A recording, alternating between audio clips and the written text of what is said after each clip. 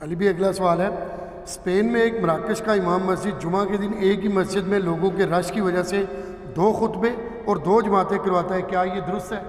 हाँ, अगर रश हो और जगह ना हो तो ये जवाज़ की हद तक है। वैसे प्रेफरेबल तो यही है कि एक ही जुमा करवाया जाए, क्योंकि जुमा मुसलमानों की वीकली गैदरिंग है शो ऑफ स्ट्रेंथ के लिए।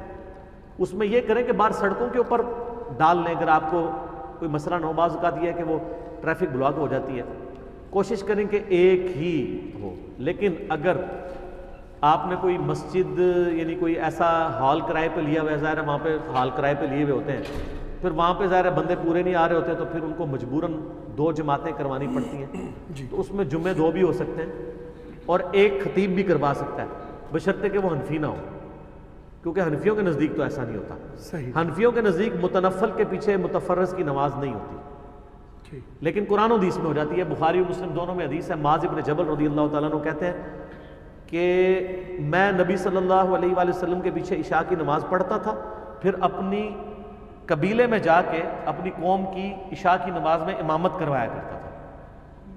तो हालांकि नबी साहब के पीछे उन्होंने नमाज पढ़ ली होती थी, इसलिए कि वो कुरान ज़्यादा जानते थे, इसलिए उनको इमामत करवानी पड़ती थी। अच्छा, अनफी जो है ना, अब उनको ये हदीस हजम नहीं होती है, उन्होंने बड़ी दूर की कहानी, हालांकि इस पे इमाम बुखारी ने हनफियों के रद में बाब बांधा है कि मुतनफ़ल के पीछे मुतफर्रज़ की नमाज हो जाती है। यानी कोई शख्स नफल पढ़ रहा हो और उसके पीछे आप फ़र्ज नियत करें। जमात तो मुसलमानों की यूनिटी के लिए, इवन जोर कोई पढ़ रहा है उसके पीछे असर नियत हो सकती है, असर वाले के पीछे जोर की नियत हो सकती है, मुसलमानों की यूनिटी के लिए।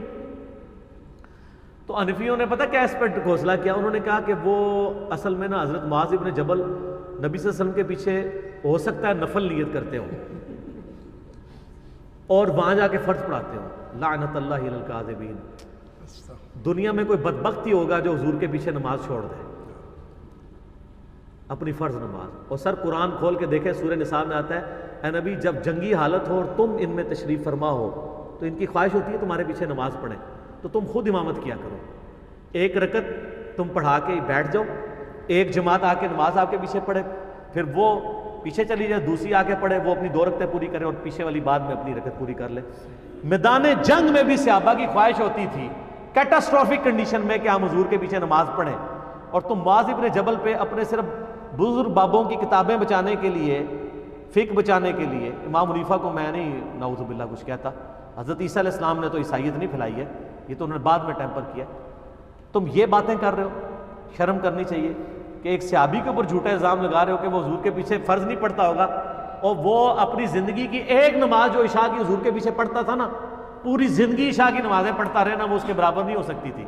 ये बात सहाबा को पता थी, इसीलिए मैदान जंग में भी कहते थे कि 2 ग्रुप नहीं बनाने, ऐ नबी आपने इमामत करनी है। और उसमें अल्फाज है, ऐ नबी मैदान जंग हो और आप इनमें मौजूद हो ना, फिर इमाम एक ही रखना है। आम जंगों में हो सकता है 2 इमाम अलग हो जाए, आदि को एक कौम लीड कर ले, लेकिन आप इस्लाम के पीछे तो लोगों की ख्वाहिश होती थी हम नमाज पढ़ें। तो मुआज़ इब्न जबल रज़ियल्लाहु ताला अन्हु अलैहिस्सलाम पे झूठ बांधना कि वो हुजूर के पीछे नाउज़ुबिल्लाह मुनाफ़िक़त करके 4 नफल नियत करते थे और फिर जाके अपनी नमाज पढ़ाते थे, अपनी इशा की नमाज हुजूर के पीछे अपनी फ़र्ज़ नमाज आया कर देते थे, ऐसा नहीं होता था।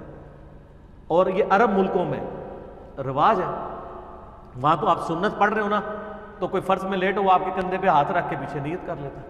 कई जमातें हो रही होती हैं यहाँ पे, तो वो सिर्फ बरेलवी और अहले हदीस या शिया जमात की इजाज़त देते हैं, देवबंदियों ने तो लिख के लगाया होता है कि मस्जिद में दूसरी जमात कराना मना है जी। तो उनसे पूछे कि फ़िक़्ह हनफ़ी में कहाँ मना लिखा हुआ है, हदीसों में तो मना नहीं है, फ़िक़्ह हनफ़ी में ही दिखा दें। वो कहते हैं बुज़ुर्गों ने फ़ैसला किया है, उसकी वजह से लोग जो है ना वो दूसरी जमातें शुरू कर देते थे। बुज़ुर्गों ने मतलब दीन को टेलर मेड कर दिया। कल को आपके बुज़ुर्ग ये फैसला करेंगे कि मुस्लिम शरीफ की जो हदीस है कब्रों पे जाओ ताकि आखिरत की याद आए, इसको मुस्लिम शरीफ से निकाल दिया जाए, क्योंकि लोग कब्रों से मांगते हैं जाके। आपके नाक पे अगर मक्खी बैठती है तो आप मक्खी को उड़ाइए, कहते हैं नाक काटना है, और नाक भी काटना है दूसरों का, अपना नाक नहीं काटना है। अपने जो मसले हैं ना, अच्छा वो कहते हैं जी ये देखे ना जी बरेलवी जो है जनाजे के बाद दुआ मांगते हैं इज्तिमा, ये कोई साबित नहीं है। ठीक है जी, ये देवबंदी कहते हैं। हम पूछते हैं कि ये जो आप फ़र्ज़ नमाज के बाद जो इज्तिमाई दुआ मांगते हैं ये कहाँ साबित है? कहते हैं ये बुज़ुर्गों ने शुरू करवाई थी, तो उनके बुज़ुर्गों को कोई इख्तियार नहीं काम शुरू करने का। हमारे नज़दीक तो दोनों ही बिदअत कर रहे हैं ना। कभी कभार दुआ हो जाए वसीले के तौर पे इज्तिमाई दुआ, वो तो सुन्नत है, रूटीन बनाना गलत है। तो जनाजे के ऊपर वो नहीं मान रहे, वो कहते हैं जी जनाजा तो खुद दुआ है, तो नमाज में भी दुआ आती है। और ये जी सुन्नत है कब्र पे जाके मांगे, तो यहाँ पे भी सुन्नत है कि फ़र्ज़ नमाज के बाद अपने सुन्नत अज़कार करें। हर एक बंदे ने अपनी अपनी निशानियाँ बनाई हुई हैं। हत्ता कि आपको याद होगा हम जब छोटे छोटे थे तो हमारे उस्ताद ने हमें वो एक ना शेर याद करवाया हुआ था, सुथड़ छोटी गर्दन मोटी गले तवा चुक बिस्तरा करवाट टेंट ते चल रहा है वेंट। इन तबलीग जमात का मजाक के शलवार छोटी पहनी हुई, तो शलवार छोटी पहन के टखनों से ऊपर करना या आधी पिंडली तक करना, ये तो सुन्नत है। सही मुस्लिम में हदीस है कि अफजल तरीन दर्जा है आधी पिंडली तक, और नबी अलैहि सलाम फरमाया आधी पिंडली से टखनों तक कुछ गुनाह नहीं, टखनों से नीचे आग में। आप सुन्नत का मजाक उड़ाते रहे और देखें मकफ़ात अमल देखें। आज उसी बरेलवियों के अंदर दावत इस्लामी तबलीगी जमात के तौर पे है, और उनके अमीर मौलाना इलियास कादरी साहब हमारे एक्स मुर्शिद, वो हुक्म देते हैं कि आप टखने नंगे रखें, रिटर्न में भी और वैसे भी। वो कहते हैं सुन्नत है। दावत इस्लामी में अगर किसी ने वैसे टखनों के नीचे रखी है शलवार, तो वो अपने वो जमात के कानून को फॉलो नहीं कर रहा। जमात में उनके यही है। अब उनको ये ख्याल है कि तो सुन्नत है, लेकिन पहले सुन्नत का मजाक उड़ाते रहे। तो ऐसा नहीं करना चाहिए कि आप सुन्नत का मजाक उड़ाएं, किसी की दुश्मनी में आप सुन्नत का मजाक ना उड़ाएं। ठीक है, आप देखेंगे ये जितने नंगे सिर पार्टी है अहले हदीस, कई बार पगड़ी का मजाक उड़ा देंगे।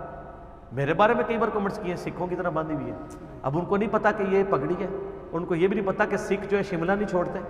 मैंने पगड़ी के ऊपर पूरा लेक्चर दिया कि नबी साहब ने शिमले का हुक्म दिया, ये फ़र्क करती है गैर मुस्लिम और मुसलमानों में। और टोपी, ठीक है, पगड़ी का, और ख़ुद जो सुर्ख रुमाल रखा हुआ है वो कहाँ लिखा हुआ है।